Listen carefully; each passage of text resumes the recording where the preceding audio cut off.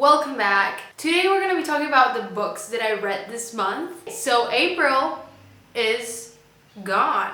I read 7 books this month. Some of them I read on PDF/ebook format, so I don't have them physically. And there are 2 books I think that a friend lent me and I don't have them anymore, so I can't show them to you.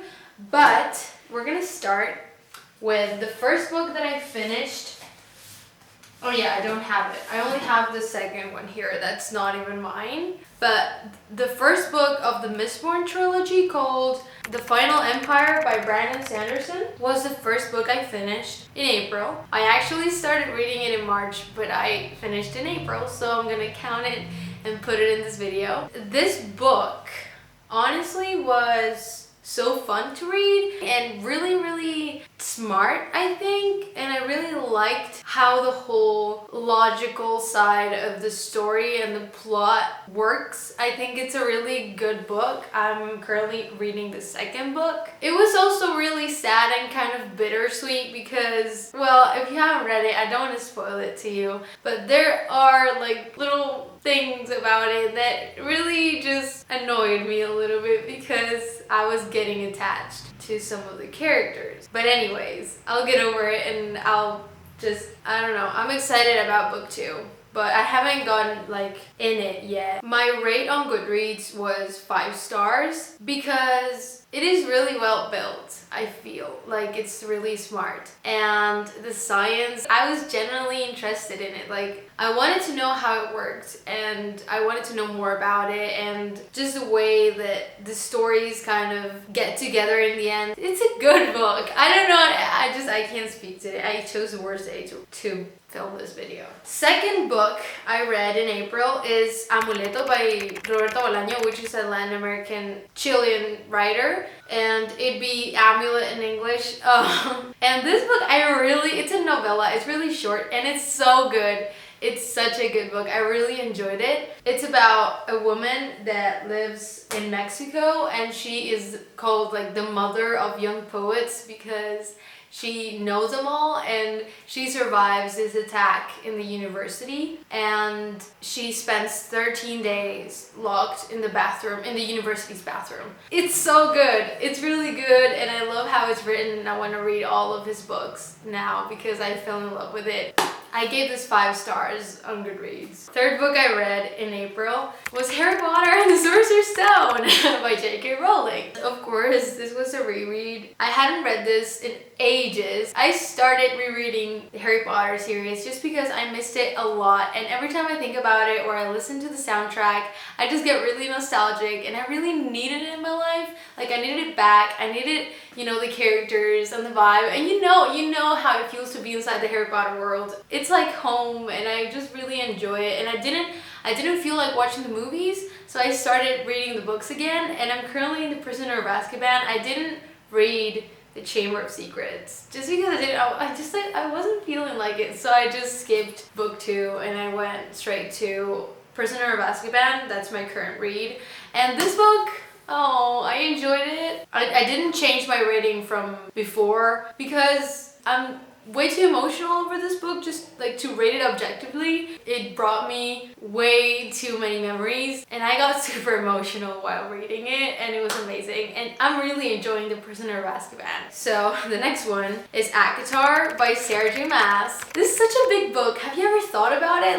It doesn't even fit properly on the screen. I gave this 3 stars on Goodreads just because this book on its own is not particularly of my liking.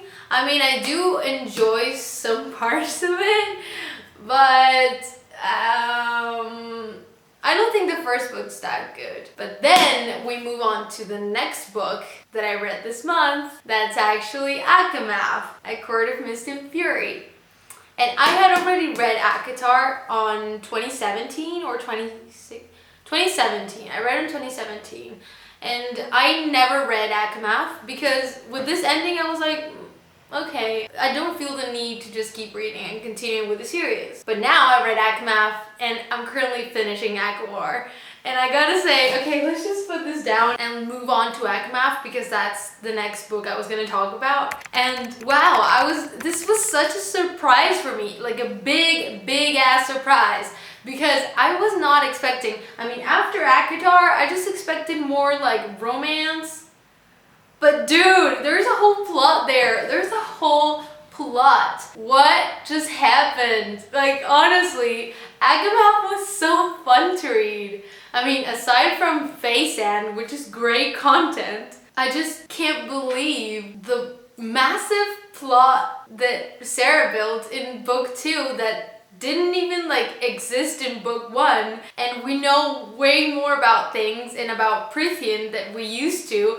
Risen and Farah were just so fun to read. That's all I want to say. Like, if you've read it, I don't know what your opinions are about it. There are many people that don't like this series. Book 2 was really a highlight. I think it was one of my favorite reads of the year because I had so much fun. I read it in a day and a half. It's one of those books that I got trapped in and all I wanted to do was read. And if I couldn't read, I was just thinking about it and I couldn't get my mind off it. And I really liked the character development. I think Farah had a huge evolution and a huge healing process, and I think Sarah J. Maas is really good at portraying that healing process in her main characters, especially in Throne of Glass. We see it in Aelin and we see it in Kale in Tower of Dawn. I loved Akamath.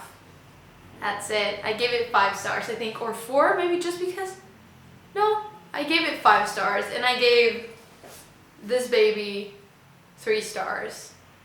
Then I read this baby that is actually a science fiction graphic novel called Saga, and it's a series of I don't know how many books, but I have book 2 there. They're not mine, they're my cousin's. He lent them to me, and honestly, I did really enjoy this book. I like that comic books are way faster to read than novels because, well, they're graphic novels, so it's really like a fast read, and it was really fun. I laughed a lot. It's way more explicit than a young adult, I guess, but it's really good and I really enjoyed it, and I gave it, I don't remember if 4 or 5 stars on Goodreads because I wasn't obsessed with it like I've been with other books, but I really enjoyed it and really loved it. The world is amazing. It reminded me of Star Wars, but in such a youthful way, because these guys are like modern and they make jokes and puns.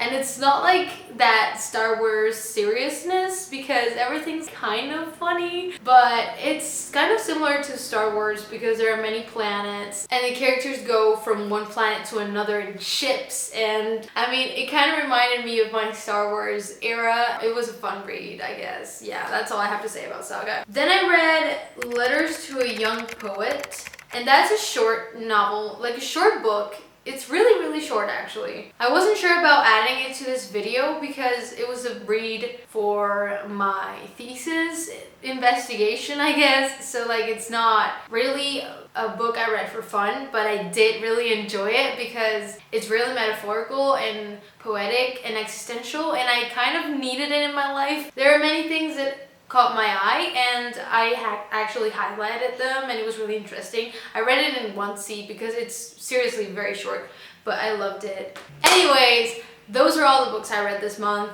I really enjoyed all of them, some more than others, but all of them were great. And yeah, I hope I read even more books in May because I'm really excited about reading these days. I don't know. That was it. This is my first video of like what I read this month. Let me know if you would like to see what I read in May after the month is over. The sun just left my room and now I'm all dark. It's getting dark. Thank you guys for watching. If you like this video, let me know. And yeah, I'll see you next time. Goodbye.